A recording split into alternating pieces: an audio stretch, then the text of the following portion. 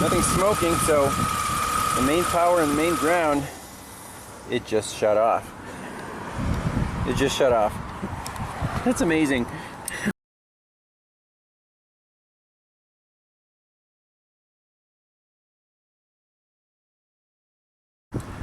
Hey everyone, welcome back to Pine Hollow Auto Diagnostics. We're at a local repair shop here, and they have this problem child. 2005 Chrysler Crossfire. Never worked on one of these things. Apparently it's a Mercedes drivetrain, so kind of a Euro style. And what's the customer complaint? Well, the car sits most of the time, and I think for the last year or so, it unpredictably just shuts off. Like, you lose power to everything, no lights on the dash, like someone disconnected the battery. Boom. So the shop here, they put on a new alternator. The mechanic said he drove it around, drove great. Customer came pick it up, drove it about 2 miles down the road, boom, it shut off on it. So it's back here. Luckily right now it's acting up. Nothing happens when you turn the key.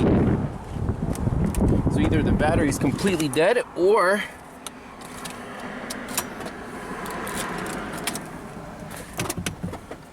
we're dead in the water. So that's good. Before touching anything at all, connect the voltmeter right to the battery posts carefully, because if the car comes back to life, well, if you know what you touched, then your problem's probably there. Since the car sat for a while, they said they had mouse nests. The inside the exhaust, apparently they stashed, like, they filled it with nuts. So when it ran last time, it was like just blowing smoke from burning nuts in the exhaust, which is kind of funny. So they cleared that out. Supposedly when it drives fine, but this power loss is the customer complaint. So let's hook up a voltmeter to the battery and go from there. So I have my voltmeter hooked up, and 3.7 millivolts.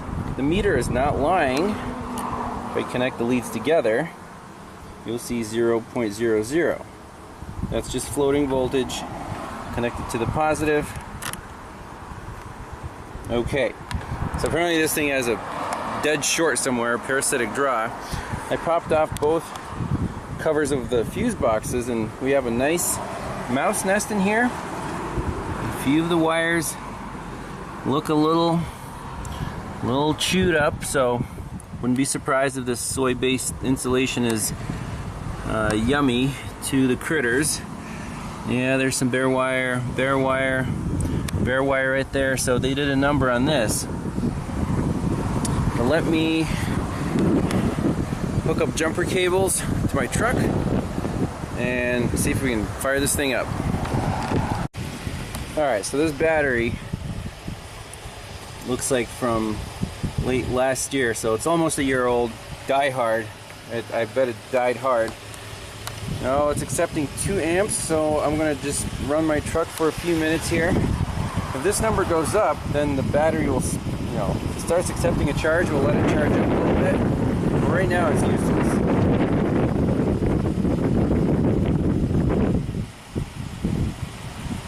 It's only accepting 3 amps. So let's just let it sit here, get a little bit of charge. We can use the boost pack to start it, see what the charging voltage is, but we'll go from there. Alright, let's jump this thing. 15 volts. Let's see if it'll start and run.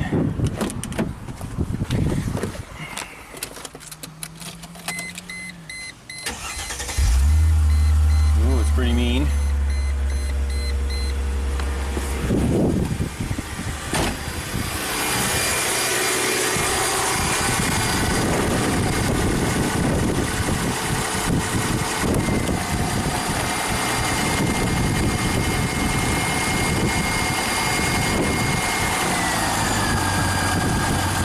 Alternator should kick in. See how many amps it's putting out.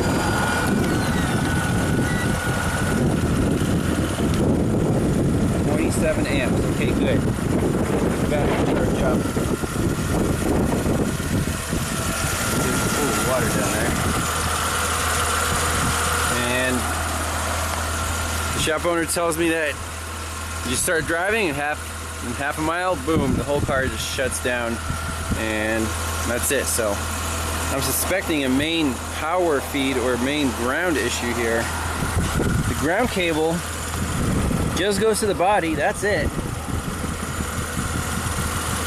So then the power feed goes to here, this little fuse cover.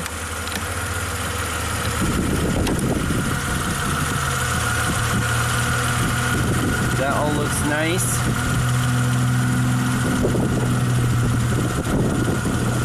Basically, I want to drive the car, you know, have my cell phone with me just in case, just up and down these little roads.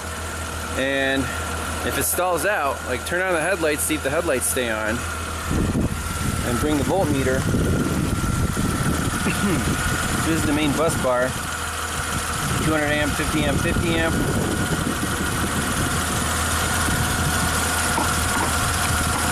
I don't want to touch anything just yet. I want to recreate the symptom while doing the measurement, and then we'll start digging.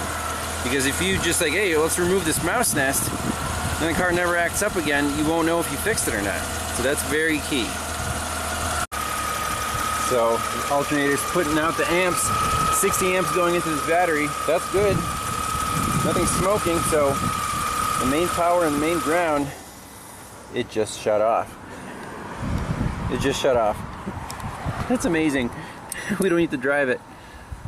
Alright, 12 volts, let's see if the lights work. Our dash is still on.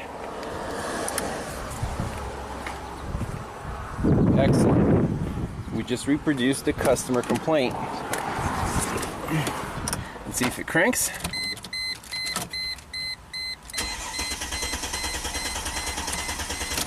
Okay, crank, no start. Let's plug in the scanner.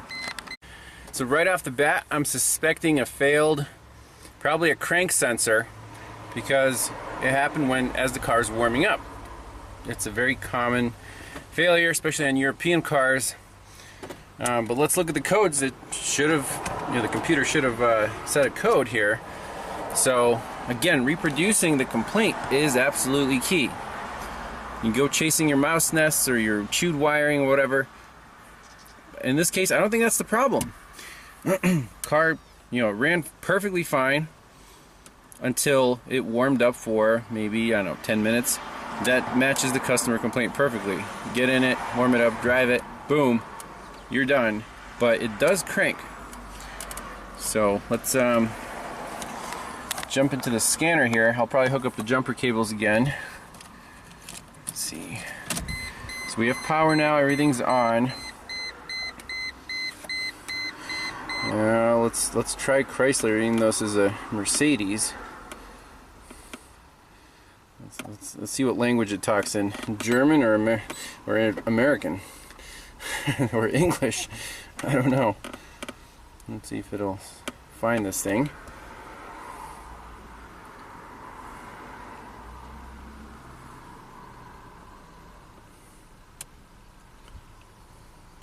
We have to go to the Mercedes menu.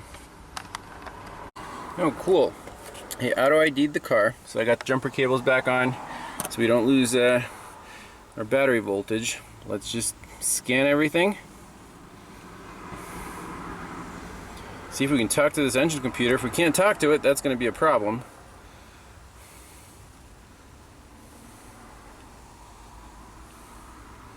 Yeah, it's not looking too promising here. Let's wait and see what happens. Well, I guess it only has 6 modules. Pretty impressive for Mercedes. I thought it would have a lot more. Let's see. 49,690 miles. Pretty low mileage vehicle. Save pre-repair. Open up. CAN bus circuit. Okay, great. ESP. No steering angle, message, steering angle malfunctions, cab overdrive, CAN bus circuit faulty, perfect. Alright, next step, wiring diagram. Pull up information bus, hook up the scope, see what this CAN bus looks like. Alright, so I got some engine data pulled up. We can communicate with the PCM and there are no trouble codes. Let's see what happens if we try to crank this thing.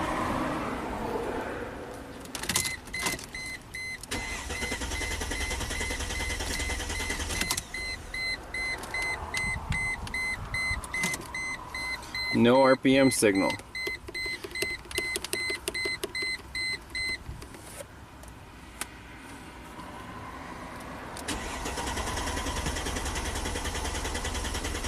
And this is live data. I just pushed the gas down. Right there. So during the cranking, the live data stayed live. Okay. So let's take a picture of that. Seriously, you didn't say any trouble codes? Unbelievable. I'm still suspecting camera crank sensor. All these bus. Let's go back to the health report. We have it saved, so let's just clear them out.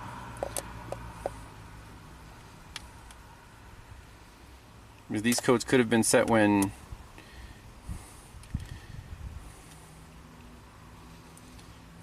when the battery died or whatever. So let's finish the code clear, rescan it one more time, and if the CAN bus message comes back, we can look at that. But I'm suspecting camera crank problem because RPM stayed at 0 during cranking, which is not, the live data was there. So very interesting. Alright, next check, I just want to check for ignition and injector pulse. So 2 channels. We've got one of the ignition coils control wire, one of the injectors control wire. Let's just crank it over, see what happens. Now some people might say, oh, why don't you just spray starting fluid, see if it starts.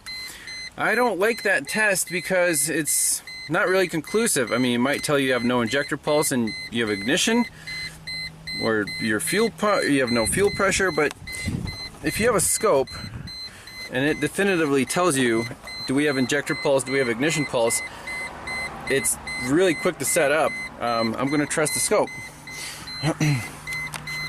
So keys off. Let's see. Keys on. Okay, we got 12 volts. So those 2 components are ready to be pulsed to ground. Let's crank it. Nothing. So no injector pulse, no ignition pulse, nothing at all. That tells me we have an input problem to this engine computer. And why is it not setting a code? I don't know. But we need to go to cam and crank and put the scope on that right at the engine computer. Alright, let's check these cam and crank signals. So pink CMP signal is pin 2 on connector C3, and then the crank sensor is a variable reluctance type CMP signal 1, CMP signal 2. Let's see here, pin 13 and 26. So right here, camshaft position sensor, pink wires a signal, and then the crankshaft position sensor is 2 wires. So I found C3. There's a green and white. So we'll measure, can even measure across them with 1 channel. And then the cam sensors is pink wire. And how do you know which pins are which? Well, those 2 little connectors slide out, and you can see they're actually labeled nicely. So pin 2 is going to be that one. And pins 13 and 26 are on the end of this connector right here. So let's plug everything in, hook up the scope, and crank it. Alright, so blue channel is across the crank sensor, both wires. Since the PICOSCOPE has isolated grounds, you can actually hook up each ground to a separate point. You don't need to connect them all into one unit, which is what you usually do since you want battery ground as the reference point. But in this case, if it's a floating sensor, we'll measure the full amplitude. Channel 2 is the cam sensor. Channel 3 is on injector number 2. So let's crank it, see if we see anything interesting. Okay, so injector power is on.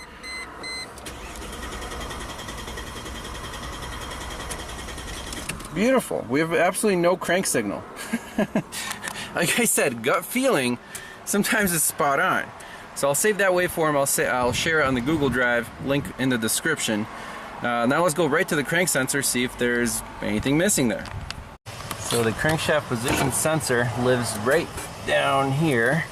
See if I can unplug it.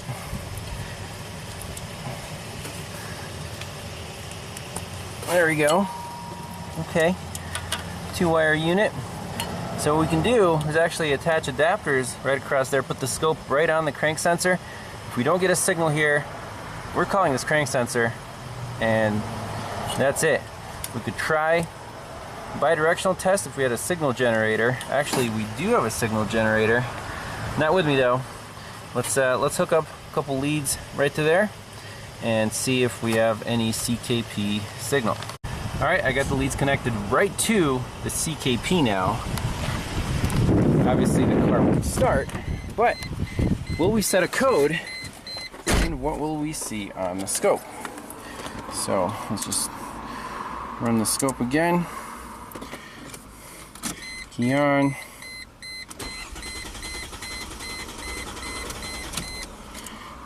Okay, so very weak signal, but we do see something there.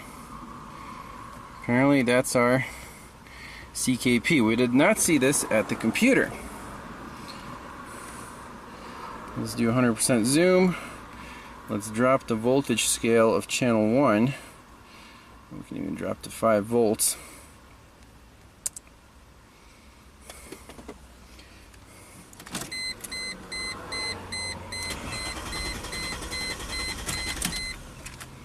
Okay, let's save that. We want this signal at the computer. We can even just use jumper wires, connect it to the computer, see if the car starts, and then if it's a wiring problem, then we'll go from there. Let's see if the PCM set a code for missing CKP. I don't know why it wouldn't. Obviously it's missing. That's very interesting.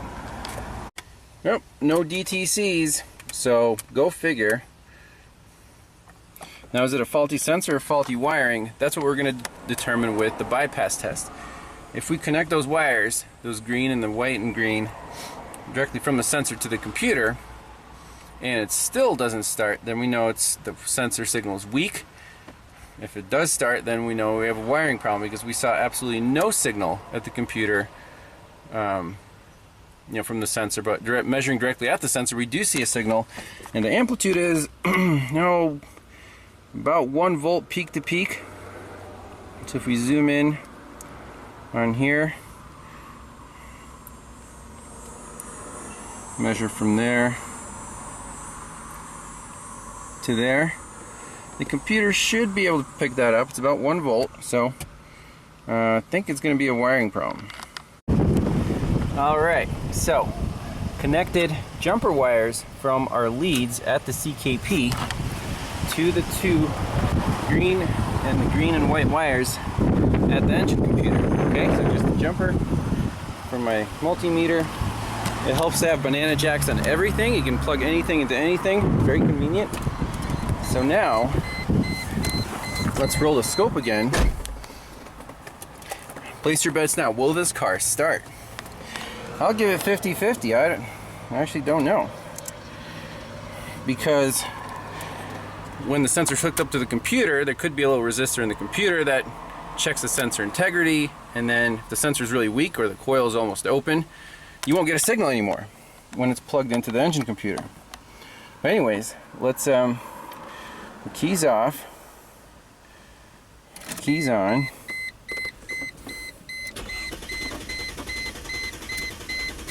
See? No signal.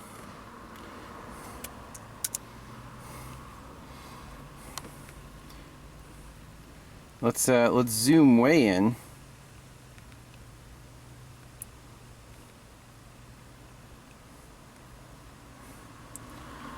what we could do is, let's see here, do 100% zoom. Let's drop this voltage scale down to like 100 millivolts. Let's crank it again.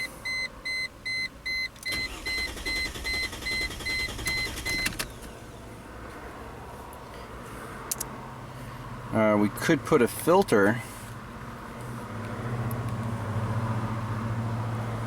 I mean, can you make anything out there? I can't. Let's try tools. So for number 1, we can activate filtering. Yeah, you can kind of make it out. So when you activate filtering,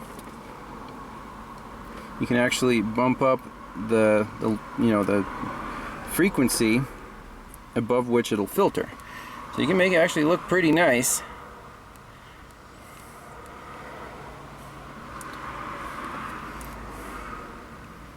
You know, that's our crank signal. But look at the amplitude, it's like 20 millivolts. Okay. So that tells me that this crankshaft position sensor is junk. We need a new one. So I'll have the shop order one. They'll put one in. If it starts and runs great, we'll be back to take a known good waveform. Last measurement I want to do is just check the resistance of the CKP, the old one. We'll compare it to the new one and see if it's, you know, if this resistance is too high.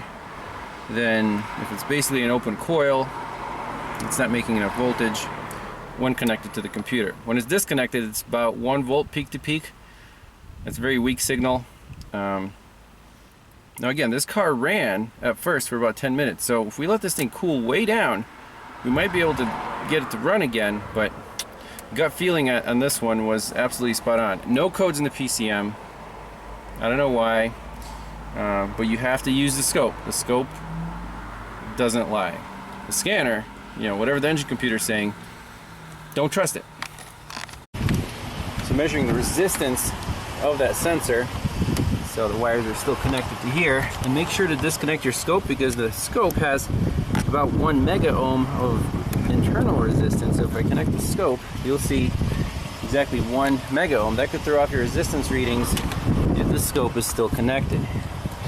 What we could do is just look at this ohm meter and try to cool that sensor down. Get a piece of ice or spray it with some upside down, like duster. Well, let's try that. Why not? One last check I want to do with the sensor still unplugged.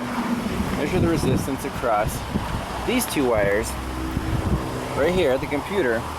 10.1 kilo ohms. So I'm expecting the sensor to be about, I don't know, 1 or 2 kilo ohms, less than 10 kilo ohms, so the computer wouldn't short it out, you know, because the resistance of the sensor right now is like infinity. Basically, it's open circuit. The coil is open.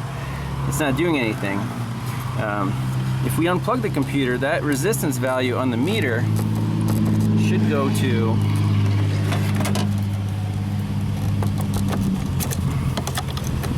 infinity.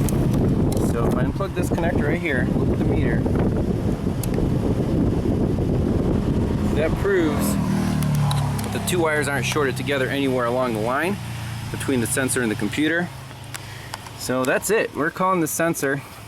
Last thing we can do is check for a parasitic draw. Maybe we'll leave that for bonus footage. Alright, so car's been sitting here for about 10 minutes. I have about 160 milliamps draw. That's way too much. We're looking for probably less than 20 or less than 30 on this car.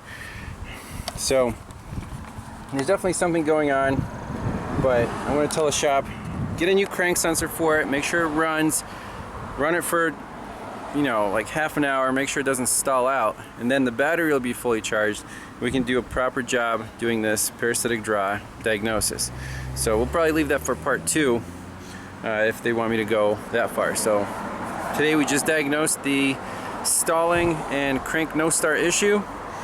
Parasitic draw we'll leave for part 2. So thanks a lot for watching. We'll see you next time. Bye-bye.